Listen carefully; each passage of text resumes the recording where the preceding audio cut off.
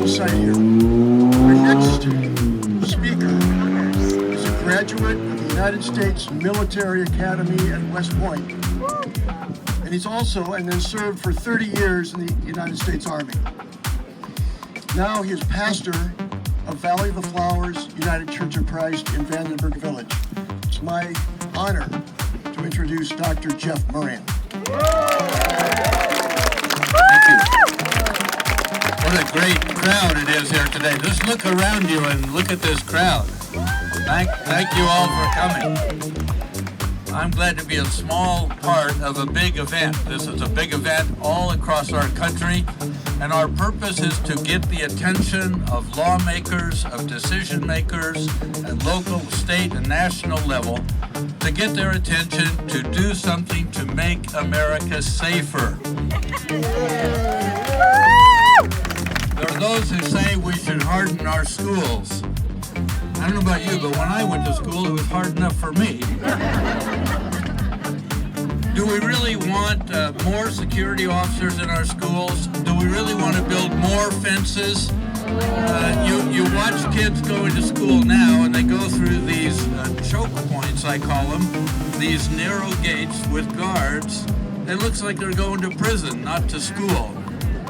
There are those who say that the only way to stop violence is with violence.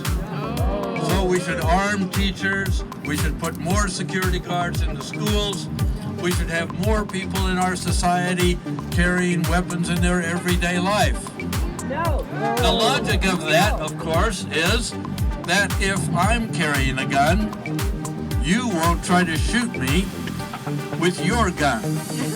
Unless you know that your gun is bigger than my gun, and that you have more ammo in your clip than I have in my clip.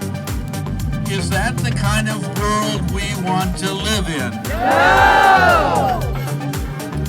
Today's March for Our Lives needs to have specific demands concerning automatic weapons, concerning increased magazine capacity, and closing loopholes like purchases at gun shows. But I want to take a moment today to ask a broader question. How is it that we want to live together? This is a question that people have been asking for a long, long time. From the first family cave dwellers, they had to ask themselves, how do we want to live together? Do we want to live in fear? No. Do we want to live on edge all the time? No. Do we want to live looking to the right, looking to the left, looking behind us, looking up, looking down, wondering who is trying to kill us? No. No, that's not the way we want to live. We want to live with open hands and with open hearts and with open minds. We want to live to engage and embrace the world with creativity, with enjoyment, with relationships, with friendship. You've all heard the mantra, if you see something, say something. Well, I agree with it. We all should have an appropriate sense of safety and awareness of that around us. But I want to suggest a broader mantra for us today. And that is, if you see something, do something. Yes.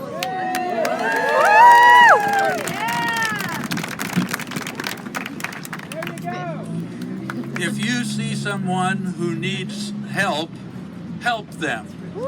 I was in the parking lot of Costco in the middle of last week, and there was a woman that I saw who was struggling to get one of these 50-pound bags of dog food out of her, was that you? Out of her shopping cart into the back of her SUV. She had two of them, plus a lot of other shopping. And I saw a passerby come by, and he said, "Ma'am, do you need help with that?" And she said, "Yes." And the two of them together humped that big bag, two big bags, into the SUV. And they put the rest of the stuff in there too. And they both left with a smile on their faces. If you see something, you see somebody in need, help them.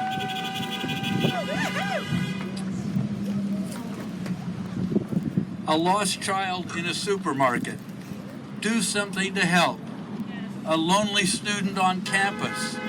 Do something to befriend him or her. A city council member, a mayor, a congressional representative.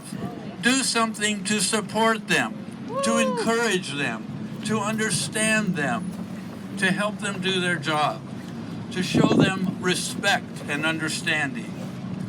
The great leader Mohandas Gandhi said, "A small body of determined spirits, fired by an unquenchable faith in their mission, can alter the course of history." How do we want to live together? This March for Our Lives movement can be that small group with an unquenchable spirit that can alter the course of history. We can do it. If you see something, do something.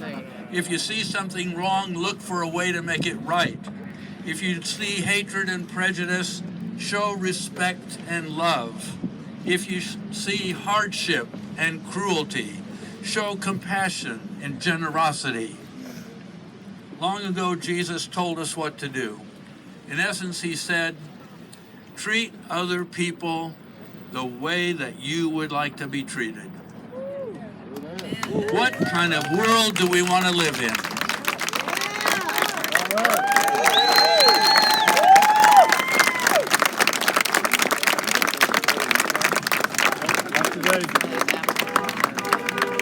Hello, everybody. My name is Tabitha Mychek. I am almost 17 years old, and I go to Cabrillo High School. And I am more than honored and humbled to be here. And